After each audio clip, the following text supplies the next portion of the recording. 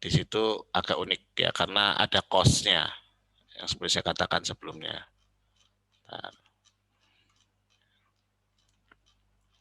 Nah, kita mulai soal, jadi nanti yang pertama bahwa untuk cash flow hedge itu ada ini, ada persyaratan khusus, karena cash flow hedge itu kan menyembunyikan ini ya gain atau loss ya, sehingga dia ada persyaratan khusus. Kalau fair value hedge itu yang umum, kalau nggak masuk cash flow hedge berarti dia fair value hedge.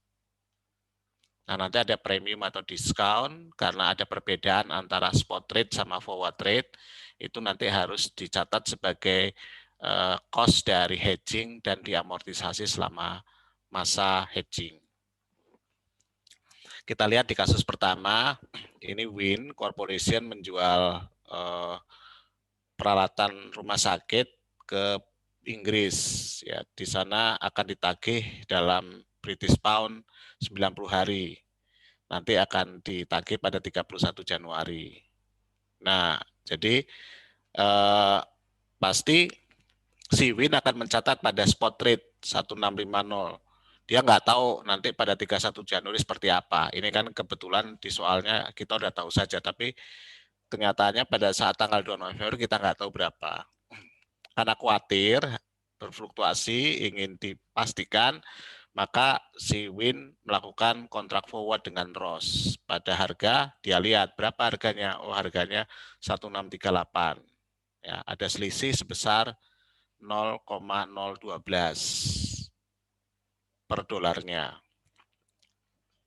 Nah, seperti yang sudah kalian pelajari di bab 12, maka ketika ada penjualan dicatat account receivable pada foreign currency sales.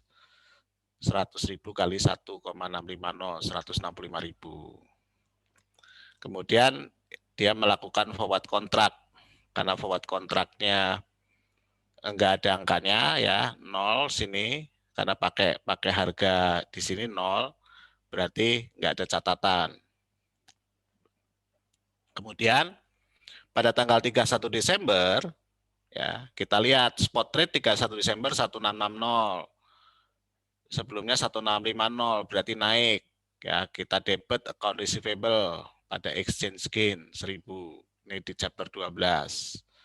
Lalu pada tanggal 31 Desember ke 31 Januari berapa hari? Sekarang tinggal 30 hari.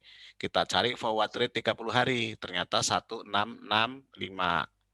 Naik nih ya. Tapi kita di sini kan forward kontrak untuk ini ya, untuk posisi kalau di sini kan kita nanti menjual, ini membeli. Jadi kalau ini gain berarti forward kontraknya loss. Ya, nah berapa? Satu selisihnya karena 1 bulan lagi present value 1683. Kita catat loss kan, berarti kita akan bayar forward kontrak 1683, kita debitkan ke other comprehensive income. Ingat fair value. Jadi kita sembunyikan. Nah, kemudian karena kita catat ini ada gain, gainnya kita hapus. Ya, segera setelah kita catat gain ini kita hapus, kita ambil dari other comprehensive income. Other comprehensive income kita kurangi, kita debit loss.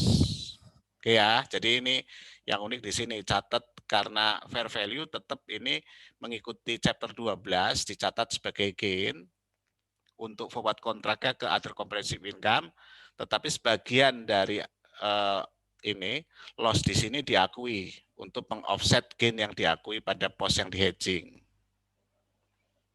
Nah, tadi ada diskon amortization. Hitung dulu implicit rate-nya, bisa positif, bisa negatif, karena future value lebih rendah daripada present value, berarti dia negatif ya. Nah, implicit rate negatif, berarti dia nanti akan diskon. Ini cara menghitung diskonnya ya, silakan dipelajari sehingga kita ketahui setiap bulan angkanya 401, 400, 399. Dari November sampai Desember 2 bulan, berarti kita ambil 2 bulan, 401 tambah 400, kita catat sebagai expense atau loss. Exchange loss kita ambil dari mana? Ambil dari other comprehensive income tadi.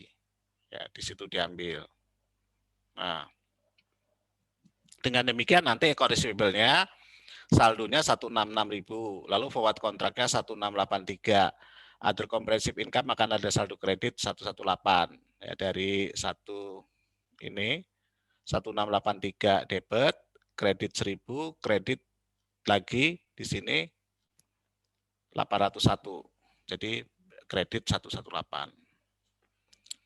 Pada tanggal 31 Desember 2017 pada saat settlement ya, disettle pada spot rate tanggal itu. Spot rate-nya berapa? Lihat di ininya, spot rate-nya 1665, sekarang naik lagi, berarti ada gain lagi. Ya, ada gain lagi. Dicatat terima cash 166.500, account receivable saldonya sudah naik 166, maka ada exchange gain 500. Forward kontraknya juga disettle berapa? Ya, ternyata harga spot itu 1665, kemudian kita pada harga 163, berarti kita harus bayar 2.700 bayarnya. Nah, 2.700. Jadi forward kontraknya harus ke 2.700. Nanti karena akan di debit 2.700. Berarti harus di kredit berapa di sini? Sudah di kredit 1665. Ya, berarti ditambah 1017 untuk bisa ke 2.700.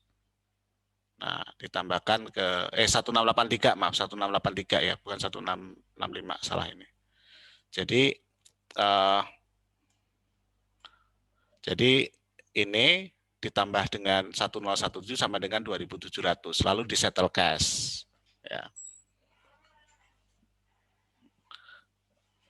Kemudian ada exchange gain di sini 500, berarti catat exchange loss 500 untuk mengoffset gain atau loss tadi.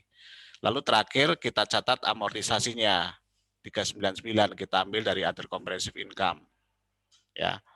Nah, dengan cara begitu nanti account receivable akan settle sebesar angka ini. Kemudian forward kontraknya akan 0 ya. Ada debit, ada kredit 2 kali, di debit 1 kali.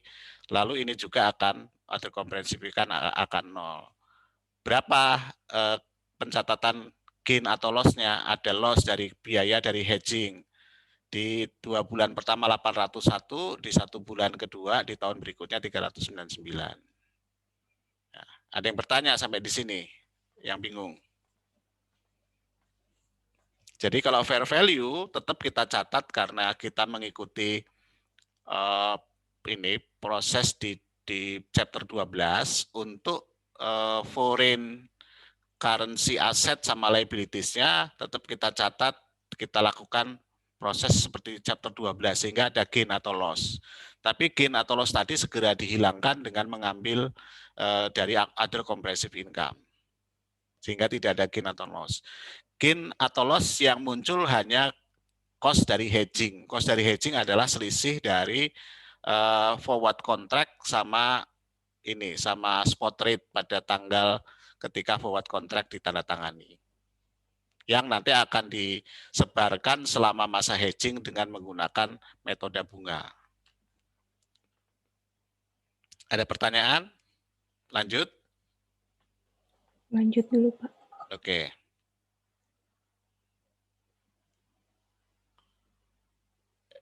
Saya mungkin sebentar ya. Saya harus mute sama ini kan ada.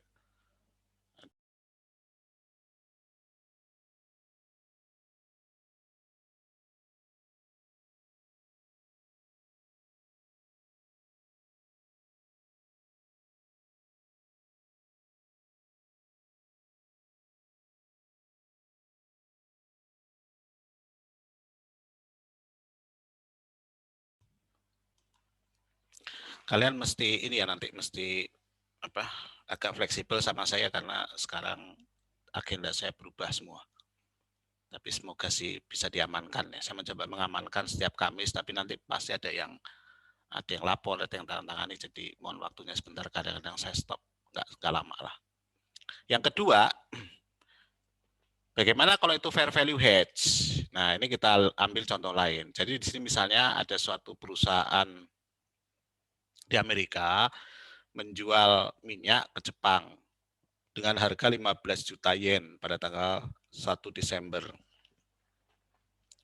Tanggal penagihannya 1 Desember, nanti jatuh temponya 60 hari, berarti tanggal 30 Januari akan dilunasi. Nah, bersamaan dengan itu, si US Oil karena dia akan membeli, ya dia akan mendapatkan yen, dia melakukan forward kontrak menjual ya kepada exchange broker dalam 60 hari. Memang kontraknya tidak akan di settle net ya. Yennya akan dikirim ke broker. Jadi nanti si US ini terima yen dari Monato, yennya terus dikirim ke broker. Nah, kita lihat pada posisi 1 Desember 2016, spotnya berapa? Spotnya 75 ya. Saya ambil angkanya aja lah yang di belakang ini ya, 75.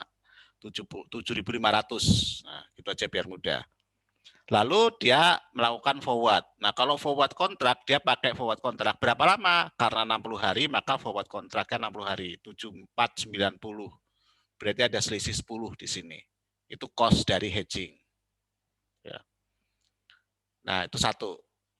Ya, jadi perlu tahu ini ada cost hedging dan selalu dia kalau di spot, kalau yang mau deliver 60 hari lagi ya ambil forward rate-nya.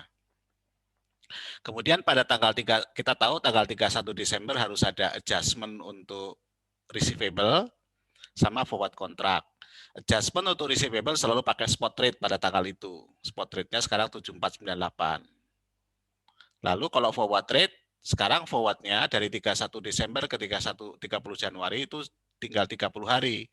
Berarti kita sekarang pakai yang forward rate 30 hari. Pakai angka ini. Ya 7489. Pada tanggal settlement semuanya pakai spot rate. Ya, di situ ya. Yang harus kalian pahami pakai rate yang mana. Oke. Pada pertama ketika penjualan dicatat account receivable foreign currency, jangan lupa ya, sales 112.500. 15 juta kali 7.500. Lalu pada saat yang sama khusus nih ya, khusus pada transaksi seperti ini karena nanti akan kita catat gain atau loss-nya pada masing-masing, maka kita catat. Kalau di sebelumnya nggak ada nih pencatatan forward ya. Di sini forwardnya kita catat karena ini kenapa begini? Satu lagi yang perlu kalian saya kasih tahu. Karena yen will be delivered. Yen will be delivered to broker. Jadi kita bisa buat jurnal kontrak receivable ya, yang nanti kita terima dalam dolar. Berapa? Pakai forward rate ini. 112.350. Lalu kita nanti akan menyerahkan yen, kontrak payable dalam foreign currency. Dalam yen, foreign currency. Ini untuk menunjukkan yen will be delivered to broker. Di sini. Nah, di sini kita tahu nih, ada account receivable dalam yen, ada kontrak payable dalam yen. Nah, itu nanti yang kita gunakan untuk saling menghapuskan. Ya, dicatat berapa? Ya, sebesar forward rate-nya pada saat itu. Nah, di sini ada kerugian berapa? Sebesar 150. Ada loss-nya. Ini cost dari hedging 150. Ya, cost dari hedging nanti akan kita akui selama ini. Selama masa itu. Masa hedging.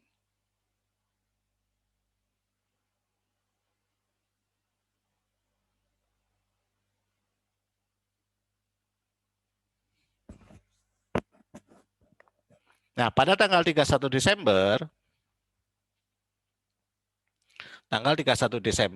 kita lihat untuk yang account receivable kita gunakan spot rate-nya. Spot rate-nya 7498. Ya, sekarang turun. Berarti account receivable-nya kita kurangi, turun. Jadi 30 turunnya. Exchange loss. Kontrak payable-nya sekarang berapa? Angka forward-nya sekarang dari 7490 jadi 7489 ya, turun juga. Tapi karena dalam posisi kita nanti akan bayar, kalau bayarnya turun kita seneng kan, ada gain. Sehingga kita catat gain di sini. Kontrak payable-nya kita kurangi, kontrak exchange gain kita catat. Nah, ini nggak bisa sepenuhnya menghapuskan. Kenapa? Karena ada 150 cost tadi. Jadi sebagian diakui di sini. Diakui dari selisih exchange loss-nya lebih banyak daripada gain-nya. Di sini sebanyak 15,15 yang diakui sebagai bagian dari cost dari hedging ini. Kemudian pada tanggal 30 Januari kita settle ya pada itu. Sehingga ada exchange loss lagi sebesar 15. Ya, exchange loss-nya 15 sekarang. Nah, kemudian kontrak payable-nya juga disettle. Di situ ada exchange loss sebesar 119. Ya, 119. Kontrak receivable-nya ini kan sama-sama dolar, jadi terimanya dolar ya sebesar 112 sesuai dengan pencatatan awal di sini, 112.350. Nah, kalau kalian hitung nanti berapa exchange loss-nya ya yang dicatat dikurangi exchange gain itu akan tepat sebesar 150. Dengan model seperti ini. Nah, ini dengan model kan ini ada exchange loss 119, ada 15, ada loss segini, ada gain segini, nanti sama dengan 150. Ada pertanyaan di sini. Jadi dia langsung aja menyesuaikan. Jadi kuncinya adalah dalam hal fair value hedge, kuncinya ada aset dalam mata uang asing yang pos yang dilindungi, ini juga bisa payable, sebalik. Lalu kalau aset, maka ada liabilities yang dalam mata uang asing. Nah, kedua ini saling disesuaikan ke kurs pada tanggal neraca, sesuai dengan kursnya, akan menghasilkan exchange gain atau loss. Dengan proses tadi, maka biaya hedgingnya secara otomatis akan diakui sebagai gain atau loss. Gitu. Ada pertanyaan? Paham? Belum? Nanti latihan supaya lebih paham. Kalian nanti saya nggak tahu ya. Nanti pas kuis kayaknya nggak sempet ya. Ini ya nanti dicoba aja deh. Mungkin ada 1-2 soal yang dibahas. Tapi nanti ini aja deh. Apa saya fokus itu kalau ini nggak apa-apa kalian bisa belajar sendiri. Sebenarnya banyak latihannya dari sini sih, dari soal-soal ini gitu. Oke, saya lanjut ya. Nah, bagaimana kalau posisinya adalah posisi tadi ini kan posisi piutang ya di sini. Posisi piutang ini. Ini kita punya piutang. Bagaimana kalau posisinya utang? Jadi di sini adalah accounts payable pada purchase misalnya ya. Inventory atau purchase pada accounts payable. Berarti di sini dibalik. Di sini mestinya debitnya ada kontrak receivable karena kita payable maka mata uang asingnya kontrak receivable dalam mata uang asing. Ini kontrak payable-nya dalam mata uang dolar. Jadi dibalik aja. Prosesnya sama tapi hanya kebalik aja nanti. Ya, saya nggak mau menjelaskan karena contohnya nggak ada di sini. Oke. Nanti apa akibatnya dari hedging ini? Akibat dari hedging ini dalam konteks ini karena ada cost-nya tidak berarti dia tidak ada gain atau loss. Ada gain atau loss tergantung dari cost dari hedging. Cost dari hedging ini bisa negatif atau loss, bisa positif, tergantung selisih antara forward rate sama spot rate. Di sini forward rate selalu lebih kecil daripada spot rate dalam kasus kita. Tapi dalam situasi tertentu forward rate bisa lebih besar daripada spot rate. Ya.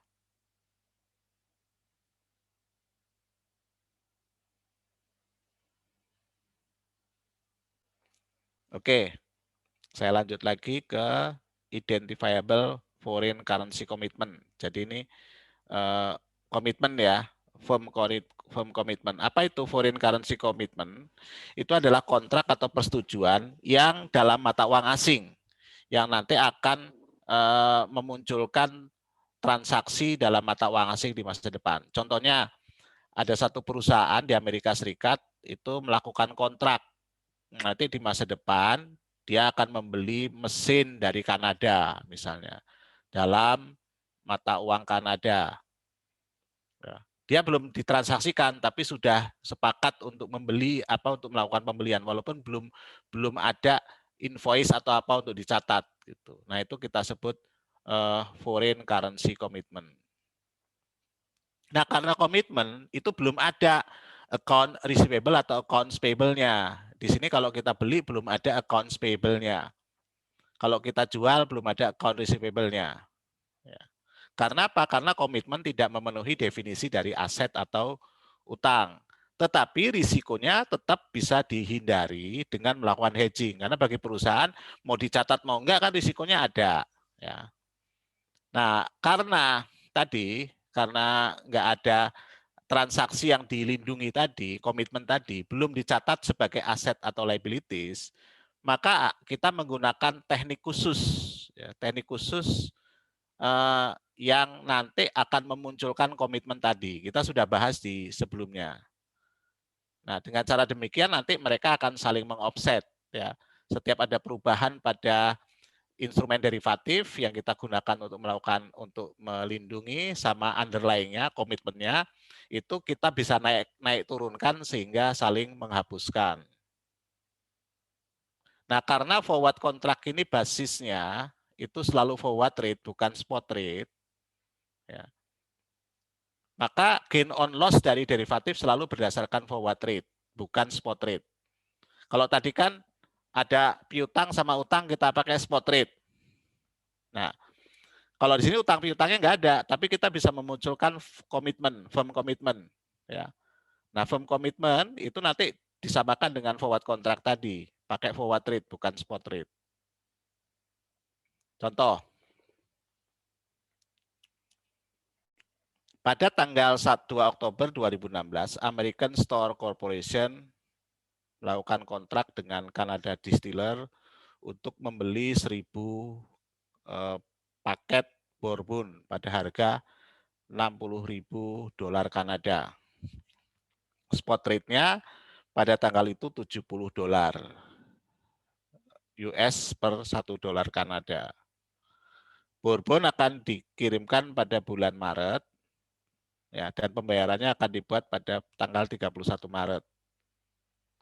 Nah, jadi ini belum baru komitmen aja. Nanti pokoknya dikirim, nanti baru dibayar. Karena bagi perusahaan American Store ini udah pasti dia ingin melindungi nih penjualannya tadi. Dia ke pasar forward, ya. Pasar forward ketemu forward rate untuk 180 hari itu 0,725. Nah, pakai ini nanti. Jadi dia catat kontrak receivable, ya. Karena dia akan beli, dia butuh dolar Kanada, ya. Nah, dolar Kanadanya dibeli pakai forward. Maka dia akan menerima dolar Kanada ini. Sebesar forwardnya 43.500. Ya, kontrak payable-nya dalam dolar nanti. 43.500 pada harga 0,725. Kemudian pada tanggal 31 Desember ternyata nilai forward-nya untuk settlement pada tanggal yang sama yaitu tanggal 31 Maret turun ke 0,71. Ya. Nah, di sini berarti kita akan berkurang jumlah yang akan kita terima. Maka kita catat exchange loss pada kontrak receivable. Pakai angka forward semua di sini. Yang ini forward pada ini 180, ini forward 90 hari. Jadi selalu kembali ke angka settlement pada tanggal 31 Maret. Dari tanggal itu. Karena ada loss 900, maka pada yang sama kita catat gain 900. Catat sebagai apa? Nah, ini akun khusus ini. Kita catat akun khusus di aset. sebesar change in value of firm commitment in Canadian dollars dalam foreign currency 900. Jadi ini sebenarnya bukan aset, ya. Ini aset jadi-jadian lah. Tapi karena dalam konsep hedging, karena ada loss harus di offset gain, ya kita munculkan firm commitment tadi sebesar gain atau loss yang kita akui. Kalau di sini loss, berarti di sini gain. Pada tanggal 31 Januari settlement, ya, maka perusahaan akan menerima itu ya settlementnya. Tentu settlementnya kalau dari forward kontrak dia akan terima dolar sekian karena ini memang dia akan membayar sebesar ini karena ini sesuai dengan kontrak forward pada saat awal ya akan membayar dolar sebesar 43.500. Tapi nanti mata uang dolar Kanadanya itu ternyata hanya 42.600 ya kontrak receivable-nya 42.600. Nah, dia akan menerima dalam dolar Kanadanya yang ini saldo terakhir ya, maaf ini saldo terakhir di itu ya, pada saat setelah dikurangi 900 ini. Kan awalnya kan 45.300 kurangi 900 berarti 42.600. Nah, cash dolar Kanadanya sekarang dalam US dollar cuma 40.800 sehingga ada exchange loss sebesar 1.800. Karena exchange loss sebesar 1.800, pada saat yang sama kita akui exchange gain 1.800. Nah, kemudian kita catat nanti ini change in value firm commitment kita akumulasi saja. Sekarang berapa? 2.700. Nah, 2.700-nya kita kreditkan atau kita hilangkan ketika kita membayar itu tadi, mendapatkan persediaan. Jadi pembelian dicatat kan debit inventory, credit accounts payable ya. Jadi accounts payable-nya di 48.800 sekarang sesuai dengan kurs pada tanggal itu. Lalu inventory-nya dicatat 43.500 berdasarkan forward rate yang disepakati. Ya, forward rate yang disepakati di sini. Karena kita lock pada harga forward. Sehingga change in value of firm commitment kita kredit 2070 sehingga saldonya jadi 0. Lalu accounts payable-nya dibayar sebesar 48.800. Oke. Itu caranya. Ada yang bertanya? Jadi tadi firm commitment ya, jelas ya komitmennya. Nanti kalau sales commitment kebalik ya. Kalau sales commitment berarti di sini nanti dibalik. Nanti kontrak payable, lalu nanti ini change of value of firm commitment juga sama, tergantung nanti gain atau loss-nya. Jadi tinggal dibalik aja. Kalau di sini kontrak receivable-nya dalam mata uang asing, nanti kontrak payable-nya dalam mata uang asing untuk forward rate-nya. Tinggal dibalik aja. Nanti lihat soalnya lah, relatif sama. Gitu. Oke, ada pertanyaan?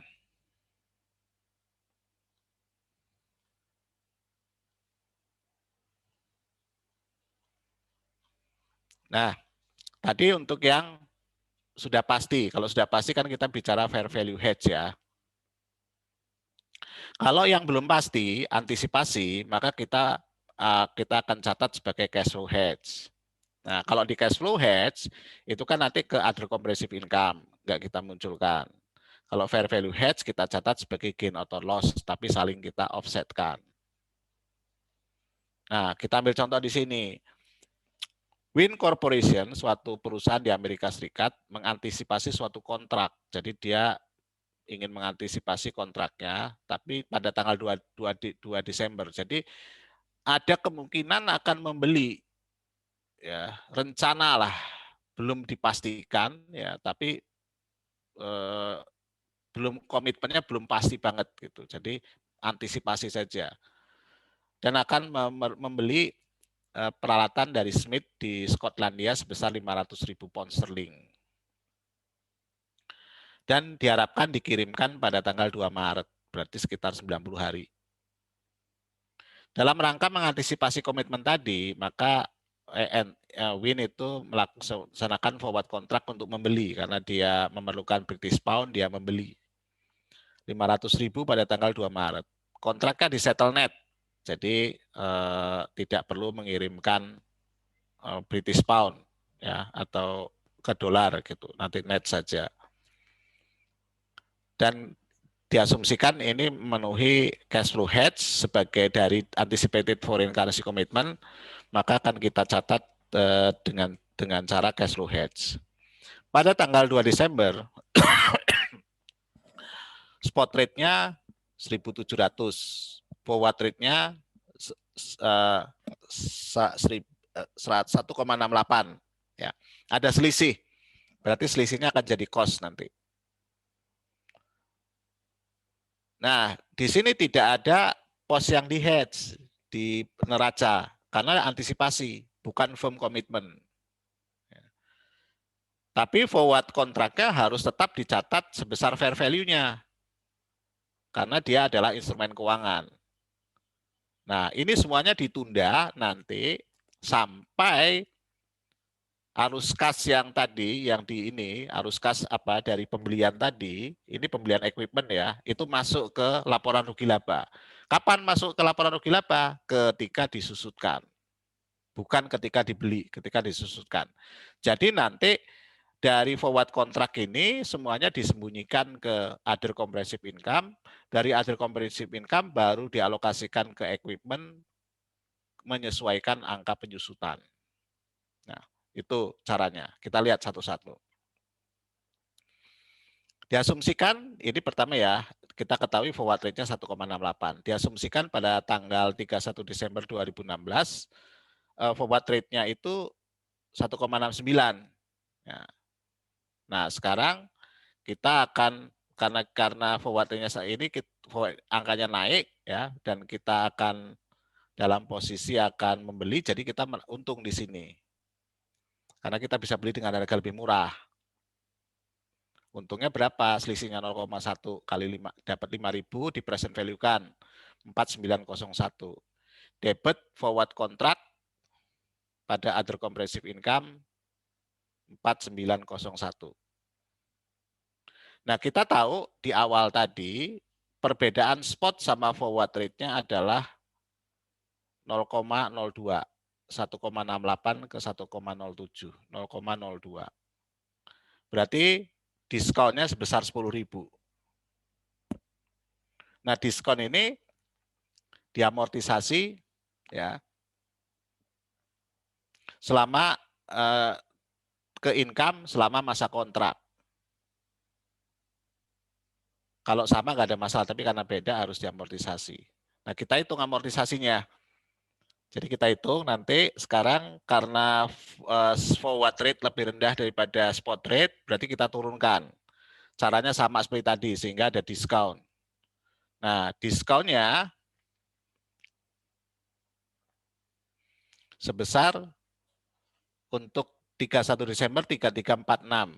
Nah, 3346 ini kita akui sebagai exchange gain. Ingat, karena itu cost dari ini ya, cost dari hedging, jadi harus diakui. Tapi di sini kebetulan kita posisinya gain malahan, jadi cost-nya negatif, exchange gain. Exchange gain kita akui, kita ambil dari other comprehensive income. Jadi menyesuaikan ke other comprehensive income, supaya nanti di other comprehensive income akumulasinya akan kembali ke forward rate yang di awal. Nah, kemudian pada tanggal 2 Maret dilakukan pembelian ya, pembelian. Nah, yang pertama kita tahu sekarang cost dari maaf ya, saya lupa ke atas. Ternyata spot rate-nya sekarang 1,72. Sebelumnya di akhir tahun 1,68. Jadi sekarang forward kontrak itu nilainya 20.000. Yang sudah kita catat sebelumnya sebesar 4901. Berarti harus ditambah 15.099 sehingga ke angka 20.000. Lalu kita beli equipment-nya pada pada spot rate pada saat itu 1,72. Lalu kita mendapatkan uang sehingga kita tidak perlu membayar sebesar 86 untuk mengurangi cash flow dari pembelian equipment ya sebesar 20.000 kita debit cash, kita credit forward dari sini ya karena nilainya 20.000. Lalu kita catat diskon amortization 2 bulan. Kita catat di sini, kita ambilkan dari other comprehensive income. Nah, dari transaksi ini pada forward contract 0 bertambah 4901 bertambah 15022 lalu settlement jadi habis. Di other comprehensive income ada kredit 4901 debit untuk amortisasi diskon sehingga ada saldo kredit 1555. Kemudian ada kredit untuk adjustment tadi ke fair value ya. Lalu ada amortisasi diskon sehingga netnya 10.000. Nah, di income statement di 2016 diakui amortisasi 3346, lalu pada tahun 2017 6654. Nah, tinggal yang ada saldo adalah equipment-nya 860.000, lalu other comprehensive income 10.000. Nanti equipment disusutkan, other comprehensive income juga disusutkan berbarengan dengan ini. Ya, berbarengan dengan equipment. Jadi akan mengurangi, jadi mestinya equipment tadi hanya 850, tapi ini nggak boleh dikurangkan net langsung. Karena sesuai ketentuan hanya dibebankan ke rugi laba bersamaan dengan pos yang di hedging tadi. Pos yang di hedging adalah equipment, equipmentnya disusutkan, maka other comprehensive income baru dibebankan ke net income bersamaan dengan penyusutan tadi, proporsional. Ada pertanyaan? Ini agak seru. Jadi lihat setiap kasus ya kalian. Agak banyak aja kasusnya. Makanya saya minta kalian libur Lebaran itu karena nggak boleh kemana-mana dan mendukung program pemerintah, udah deh. Saya minta waktu untuk cukup banyak untuk latihan. Nanti pas liburan kalau kalian mau bahas soal ngomong sama saya ya. Saya kan juga libur gitu. Saya juga nggak kemana-mana. Nanti akan saya sediakan waktu kalau kalian mau bahas soal. Tapi kalau kalian mau bahas sendiri ya silahkan. Gitu. Baik, Pak. Oke, ada pertanyaan? Belum? Nah, kalau spekulasi gimana? Kalau spekulasi mah gampang. Pokoknya semuanya masuk. Misalnya ini saya punya spekulasi dengan forward kontrak ya. Nah, catat nih forward kontraknya. Lalu ketika kontrak receivable naik atau turun, ya udah catat aja gain atau loss. Udah gitu kayak chapter 12 lah. Ya, saya nggak mau itu. Ini ringkasannya nih nanti dibaca sendiri. Kita selesai untuk materi yang ini hedging yang kedua ya, kedua hedging. Cash flow hedge sama fair value hedge. Saya stop dulu. Ada yang bertanya? Belum? Ya, kalau belum kita ke terakhir. Itu ada di bab 14.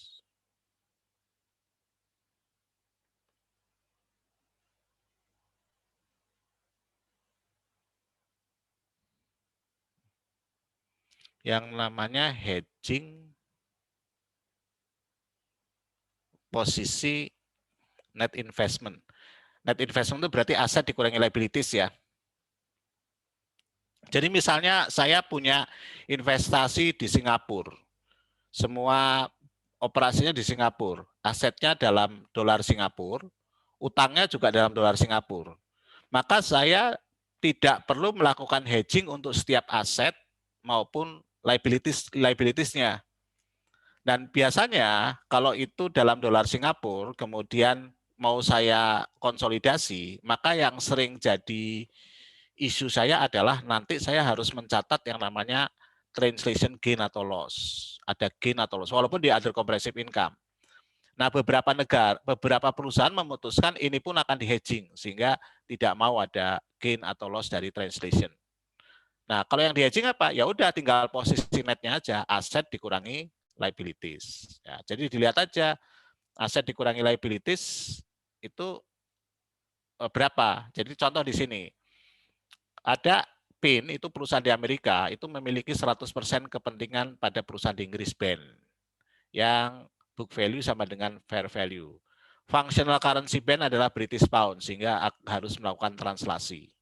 Nah, kita lihat aja berapa. Nah, pada tanggal 31 Desember, saldo investmentnya, investment in band itu 12800 atau 100% dari net asset dari band. Net asset itu aset kurangi liabilities ya, yang nilainya 800.000 pounds. Dengan ini, angka ini, maka exchange rate-nya adalah $1,6 per pound. Pada saat ini untuk memudahkan tidak ada translation adjustment balance, jadi tidak ada ini akumulasi other comprehensive income. Nah, untuk menghedge ini ya, investment ini, maka BEN memutuskan meminjam ya. Kalau ini aset, maka tinggal pinjam aja liabilities dalam pound sterling. Ya, untuk 1 tahun. Nanti untuk pelaporan translasi untuk pelaporan 31 Desember 2017 pada spot yang sama 1,6 ya. Karena aset dalam mata uang asing, liabilities dalam mata uang asing, mereka bisa saling menetkan. Nah, akan dicatat cash pada loans payable pada tanggal 1 Januari 1280. Kemudian pada tanggal 1 November, BEN mengumumkan ada dividen 40.000 pound. Ya. Ntar ini takut baterainya habis, saya pasang dulu.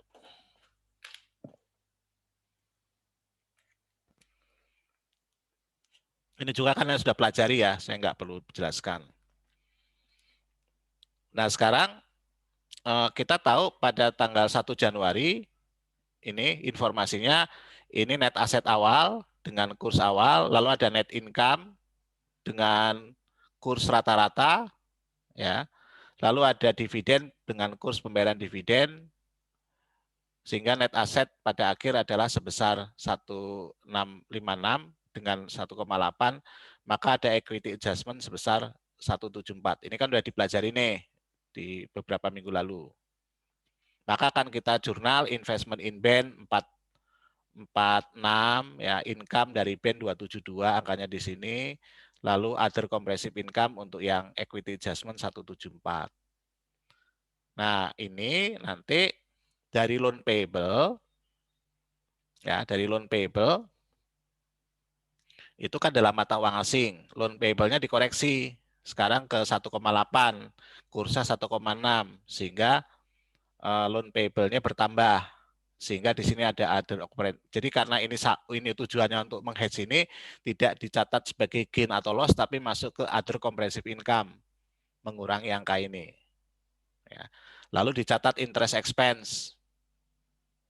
Ini untuk interest expense ada exchange loss. Kalau ini standar, ini harus dicatat ya. Karena kita bayar bunga ya dengan angka sekarang, lalu ada interest expense yang ini dengan kurs rata-rata, sehingga ada exchange loss 9.600. Lalu disettle 1 Januari, dibayar utangnya ya. Cash 1612800 pada loan payable 1440, ini kan kursnya relatif sama, tidak berubah. Lalu ada bunga 172800 pada kurs pada tanggal pembayaran, dianggap sama dengan pada tanggal sebelumnya, tanggal neraca. Nah, nanti di 2018 si perusahaan pinjam lagi untuk posisi untuk translasi tahun 2018. Ya, begitu seterusnya. Dan itu yang kita sebut hedging atas posisi net position dari ini investasi di negara lain. Ya, itu yang khusus yang di sini secara umum saja, yang paling sederhana. Ya, jadi kita punya 3. Yang pertama adalah cash flow hedge, fair value hedge, yang ketiga hedging dalam posisi bersih investasi di negara lain. Itu semuanya materi kita sampai dari pertemuan pertama sampai pertemuan terakhir untuk ujian. Ya, sekarang tinggal tugas kalian latihan terus, memahami bagaimana mengerjakan soal. Kita punya waktu 48 menit. Ya. Saya kalau kalian mau 48 menit ini bisa dipakai untuk membahas kasus-kasus sebelumnya.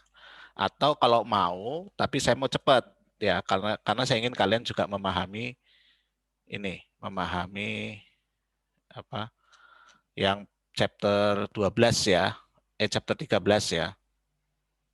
Nah, bisa juga kita latihan sebentar. Tapi ini saya maunya misalnya kita punya waktu 48 menit. Jadi kalian mengerjakan 20 menit, walaupun belum semua kelompok. Saya nggak tahu bisa semua kelompok nggak. Kayaknya nggak bisa semua kelompok. Kita yang exercise dulu untuk memudahkan. Terus kita bahas. Jadi kita bisa break 20 menitan. Nah, ini tadi kan 1, 2, 3, 4 sudah ya. 5, 6, 7, 5, 6, 7. Problem 1, 2. 1, 2, 5. Ya, 20 menit ya. Bisa ya? Baik, Pak. Bisa. Nah, ya 20 menit kita ketemu jam 9.25. Oke, selamat 9.35, maaf. Selamat mengerjakan. Saya ingin kalian latihan dulu di sini ya. Sebisanya aja. Oke, kita ketemu lagi. Bentar lagi. Baik, Saya Pak. stop share.